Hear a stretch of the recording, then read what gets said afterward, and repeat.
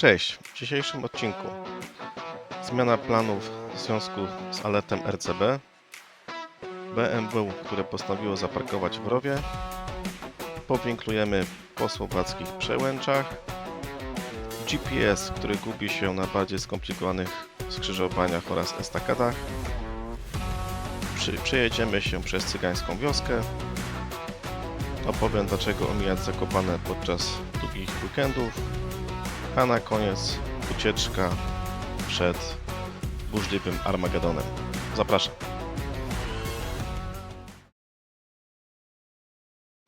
W dniu dzisiejszym była zaplanowana trasa na ponad 260 km, głównie po stronie Słowacji. Miałem przecinać też dwa razy granicę polską. Natomiast ze względu na pogodę, która po prostu się zbliżała na następny dzień, musiałem lekko zmodyfikować plany, o czym powiem Wam później. I finalna trasa wyglądała w ten sposób, że 3/4 się powiela z poprzednim slajdem, natomiast dalej już niestety musiałem uciekać na północ w kierunku Poznania, ponieważ pogoda tak się drastycznie zmieniła, że nie było co ryzykować, ale o tym to za chwilę. Dzień dobry internecie. Dzisiaj mamy 3 maja, godzina 7 rano. Wyjeżdżam właśnie ze Słowacji, z miejscowości Świdnik, gdzie spałem przez ostatnie 2 dni. No i w sumie plany były pierwotnie takie, żeby jeszcze po Słowacji sobie pojeździć do niedzieli, no ale wczoraj jak wróciłem właśnie z tych Bieszczad, no to dostałem alerty RCB, może idą jakieś tam burze właśnie. I ta burza też idzie do Polski, no i tak jak sprawdziłem, to dzisiaj w tą sobotę miało padać od 16 do jutra do godziny 19, więc mówię, ani po Słowacji za bardzo bym nie pojeździł, ani też do Polski bym nie wrócił, no a w poniedziałek trzeba było iść do pracy, więc szybka zmiana planów, już nie robiłem noclegu na Słowacji, tylko postanowiłem zrobić taki manewr, że przyjadę mniej więcej 3/4 trasy, tak mniej więcej z tego co planowałem i już później odbiję prosto na północ, tak żeby jechać w kierunku Poznania i już się kierować na eskie autostrady. No i tak też zrobiłem. Tutaj jak za chwilę też zobaczycie na filmie, no chyba dobra decyzja, bo na samej Słowacji chyba szybciej zaczęło padać. Mi tak się udało, że tak w miarę wcześniej wyjeżdżałem, to jakoś tak ominąłem ten cały deszcz, więc nie zmokłem. Jakoś tak fuksem się udawało. No ale było ściganie się trochę z takim czasem, bo cały czas tam widać, że albo z prawej, albo z lewej są te ciemne chmury. Ja mówię, no i to zagrożenie deszczu gdzieś tam się pojawia. Jak sprawdzałem na radarze pogodowym, no to co po chwilę coś tam się zmieniało i ostrzeżenia przechodziły, no tam tylko burze na żółto, na czerwono, na fioletowo się wszystko świeciło, więc mówię, no nic, muszę być mniej więcej według estymacji dojechać do Wrocławia do godziny 16 i tak mniej więcej planowałem tam dojechać, no to jest 9 godzin, więc mówię, dobra, damy radę. Troszeczkę w Zakopanem i Białce Tatrzańskiej straciłem czasu, ale to też za chwilę zobaczycie dlaczego, ale mimo wszystko tam udało się jakoś bezpiecznie tak przejechać, że powiedzmy, no nie zmokłem, parę kropel gdzieś tam dostałem po drodze, no ale to i tak też lepiej niż być przemoczonym, także jedziemy sobie póki co słowacką drogą 77 na zachód.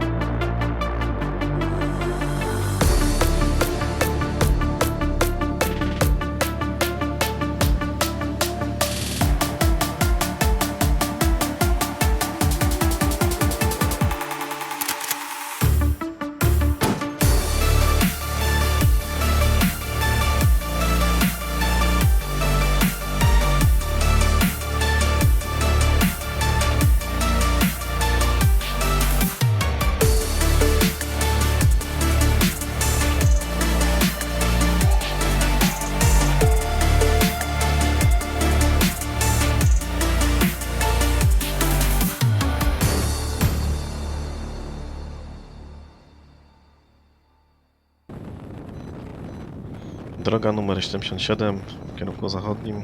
Jak widzicie, to nie jest jakoś super kręta droga. Jest to przeważnie prosta, natomiast jedną rzecz, na którą należy zwrócić uwagę, no to ten pejzaż, który się widzi, ten ogrom tak przestrzennie, po bokach góry. Fajne takie właśnie widoki. A czasem tak lubię też taką prostą pojechać, ale pod warunkiem właśnie, że jest co oglądać. No i tutaj a propos oglądania, no to po prawej mamy BMW, które sobie zaparkowało rower. W sumie nie wiem jak to zrobiło, bo tam, tak jak mówię, no prosta droga. Mówiąc, albo zwierzę, albo po pijaku ktoś tam jechał. Po lewej od razu kontrola policji, ale z tego co widziałem, to tam busy tylko zatrzymywali, więc ja tam sobie spokojnie dalej jadę przed siebie. No i tak praktycznie do kolejnej drogi, którą za chwilę dotrzemy, gdzie zaczną się jakieś tam minimalne przełęcze. Ale mówię, zanim tam dotrzemy, to jeszcze sobie wjedziemy właśnie na drogę 542 i przejedziemy przez wioskę, o której za chwilę. Zwróciłem jeszcze uwagę w sytuacji na stacji, że mają 100-oktonowe paliwo. Osobiście nie dostawałem, nie tankowałem. Ciekawe, czy to coś daje więcej. Na pewno w górach jakieś rzadsze powietrze jest za mało tlenu, to na pewno się sprawdza. Dajcie znać w komentarzach, jakie macie zdanie na temat tego 100-oktonowanego paliwa.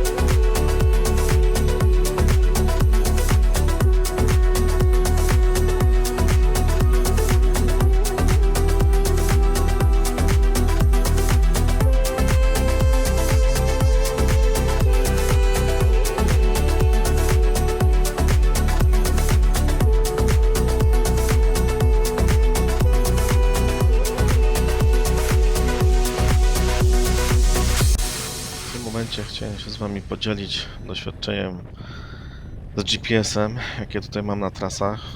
Bo GPS potrafi się mylić i przeważnie on się myli wtedy, kiedy są jakieś bardziej skomplikowane krzyżówki, tak jak tutaj, że jest jakiś tam pierwszy jest w prawo, drugi jest w prawo, za chwilę jest taka dolną, tam w lewo. No i tutaj tak zgubił, że przez chwilę musiałem, że jak powiem, tak zwolnić, żeby on się ustabilizował. Ta mapa jakby troszeczkę się poprzesuwała, no i tam nie zabłądziłem, nie? Ale później drugą taką samą sytuację miałem też w bardzo podobnym miejscu. I tak zauważyłem, że tak jeżdżąc na Google Mapsie, gdzie są takie skomplikowane krzyżówki, estakady, no to potrafi się pomylić i tam po prostu trzeba wolniej jechać, żeby on nadążył, żeby sobie zaktualizował tą mapę, przynajmniej takie odczucie. A największą jazdę miałem właśnie w Szwecji, w Göteborgu, gdzie miałem estakadę taką czy trzypoziomową nawet. I tak mnie źle prowadził, że skręć w prawo, zjedź w prawo, tu coś i mówię, tak błądziłem, że jeździłem w kółko na tej estakadzie. Aż w końcu zatrzymałem się na samym dole, popatrzyłem jak wygląda po prostu ta droga, gdzie co muszę zjechać, żeby wyjechać. Tak naprawdę z tej estakady w pewnym momencie była taka boczna uliczka, jak wiecie, jakby jakiś awaryjny zjazd do jakiejś chaty, a się okazało, że właśnie tam miałem pojechać. Taką uliczkę jakby jednokierunkową, no i rzeczywiście dało radę, nie? Ale mówię, no trochę, że tam pobłądził i tak widzę, że jak są takie krzyżówki, estakady, to często właśnie nam przeskakuje ten GPS i troszeczkę wprowadza w błąd, także trzeba być czujnym.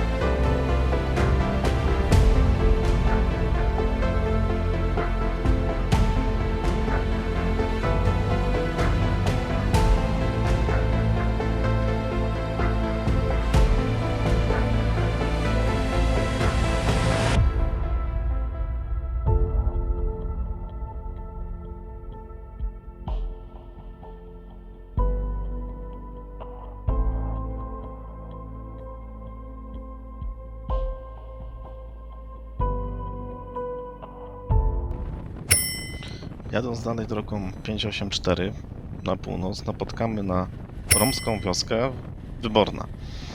No i ta wioska zamieszkała jest przez Romów, nazwanych Cyganami. Gdyż populacja tej wioski to 87% ponad to są Romowie. Na spis, który był robiony w 2016 roku. Natomiast taka ciekawostka, że pierwsza pisemna wzmianka o tej wiosce to w ogóle pochodzi z 1289 roku, także już taka dosyć, można powiedzieć, zakorzeniona wioska. Posiada też 2 kościoły. No jest to niewielka miejscowość położona w kotlinie popradzkiej u południowych podnóży należącego do Magóry Spiskiej Szczytu. Przydziańska Hora, tam wysokość stąd 937 metry i ciągnie się ona wzdłuż takiego jakby potoku lekkiej rzeki Nahon. No ciekawy klimat, Mówię, taki niespotykany u nas. Możecie sobie zobaczyć, jak mieszkają Romowie. Nie ma tam jakiejś wielkiej nowoczesności, nie widać też, że ta się nie przylewa za bardzo. Także taki ciekawy pogląd na romskie życie. No, otoczenie mają naprawdę bajeczne, bo same góry dookoła i wielkie polany, więc miejscowość naprawdę fajnie położona. No i poza widokami, no to tam nie ma czego zazdrościć, ale warto się przejechać, zobaczyć jak to wygląda.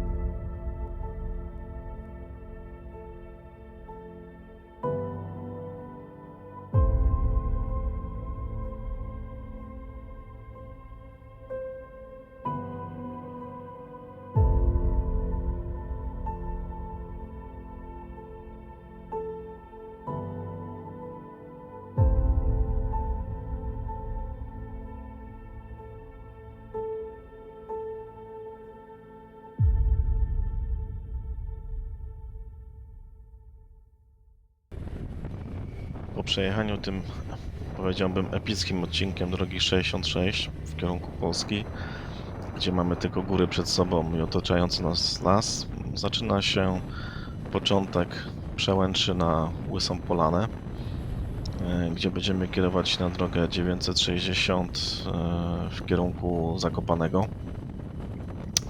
Jak widzicie, no sama przełęcz jest całkiem fajna, nie ma jakiegoś tam dużego ruchu. No, podkreślam, że to jest weekend majowy, więc całkiem spoko się jechało. No, droga to taka czwóreczka, miejscami trójeczka, ale mówię, ogólnie nie jest źle. Można fajnie sobie powinklować. No i zbierzamy się już przejechaliśmy przejście graniczne i jesteśmy na drodze 960, gdzie za chwilę zobaczycie, co się dzieje tutaj w weekend, długi weekend przynajmniej, nie wiem jak zwykły, ale zakładam, że podobnie. I to jest to, gdzie straciłem dosyć sporo czasu, bo pomimo tego, że jadę motocyklem, mimo tego, że właśnie jeszcze kufry gdzieś tam też można zawadzić, trzeba uważać. No, kierowcy różnie tutaj puszczają. Piasek po środku, więc też tak się, wiecie, nie chcę pchać, bo to też jakieś tam ryzyko. Więc tak powolutku się przepycham, ktoś tam ustąpi, jadę do przodu, ale no jest dramat, tak? Mnóstwo ludzi, po prostu naprawdę multum. To jest to samo, co działo się tam w Ostrzykach Dolnych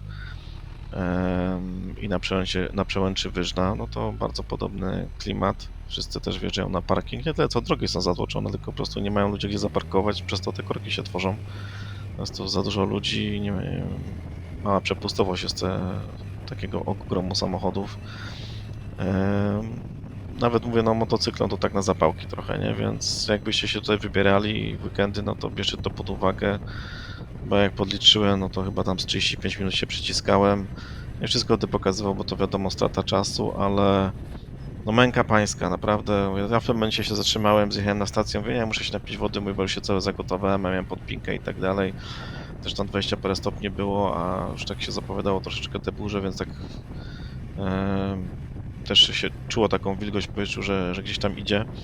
To wszystko powodowało, że nie jechało się zbyt fajnie, jak się stało w korku, nie? Więc to miejcie na uwadze, że takie coś możecie spotkać. Ja to przyspieszam, żeby przeskoczyć do bardziej przyjemniejszych klimatów, tak żeby pojechać już dalej w kierunku znowu granicy polsko-słowackiej.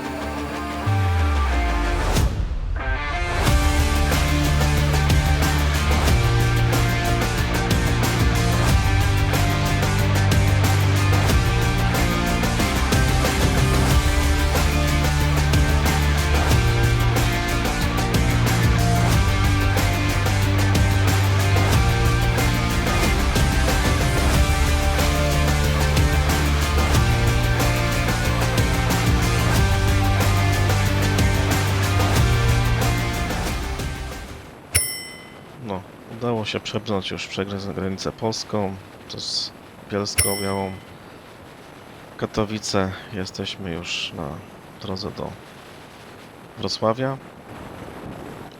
Prędkości typowo autostradowe.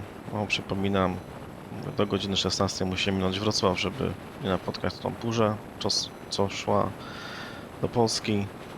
No, w sumie można powiedzieć, że po części się udało, tylko to troszeczkę tam kroplami można powiedzieć, że dostałem.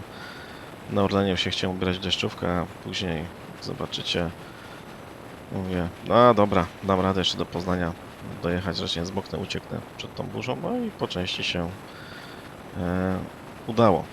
Także mówię, nie tracam czasu, szybko się ubieram, szybkie tankowanie, widać ta chmura jest dosyć potężna, idąca już od Wrocławia, tu już jestem na SC do Poznania. Tu parę kropel dostałem już też na kamerę, też widać, że zaczyna padać, no ale mówię, no nie tracimy czasu, tylko decydujemy na Poznań. Korzystając z chwili, chciałem podsumować ten wyjazd, Bieszczady i Słowację. Czy było warto się pchać w ten weekend majowy, skoro taki ruch, takie tłoki i tak dalej. No tak pomijając, powiedzmy, 2-3 sytuacje, gdzie tam trochę postałem w korkach, przyciskałem się tak, jak było widać na filmie, no to powiem tak, no Bieszczady są piękne, mają swój klimat, warto się przejechać, no ale słowacka strona też ma sporo do zaoferowania i niby druga strona gór, a zupełnie inaczej to wygląda, więc szczerze mówiąc fajnie to połączyć, tak mi się wydaje, jak żem zrobił. Na Bieszczadach można trochę więcej czasu oczywiście spędzić, no to kwestia wolnego dnia, wolnego terminu, żeby to ogarnąć. Natomiast niczego nie żałuję, jedynie to, że ten jeden dzień mi uciekł przez tą pogodę, mówię, bo no musiałem uciekać w trzeci dzień majówki do domu z powrotem, ze względu na te komunikaty RCB, no i rzeczywiście później jak zobaczyłem, co się w niedzielę dzieje, jak lało nawet w całym Poznaniu, mówię, no to dobra decyzja, także na przyszłość, jakbyście mieli taką sytuację i macie ten elastyczny grafik, no to rzeczywiście zastanówcie się, czy warto nie odpuścić, nie pojechać do domu, niż moknąć, ryzykować, a na przełęczach w burzy, no to najgorsze, co wam się może trafić w sumie. I lepiej w ten sposób robić. No i drugie doświadczenie, no tak jak bukujecie na bookingu, no to róbcie to z dnia na dzień raczej. Zawsze coś tam się znajdzie, tak mi się wydaje. Nie róbcie mojego błędu z wyjazdu dookoła Bałtyku, gdzie miałem wszystko bukowane z góry, a później człowiek musiał odwoływać i potracił trochę pieniędzy niepotrzebnie. No i tą metodą bukowania z dnia na dzień też będę stosował na przyszłych wyjazdach, także sprawdza się to i polecam. A ja tymczasem żegnam się z wami. Do zobaczenia w kolejnym odcinku. Cześć!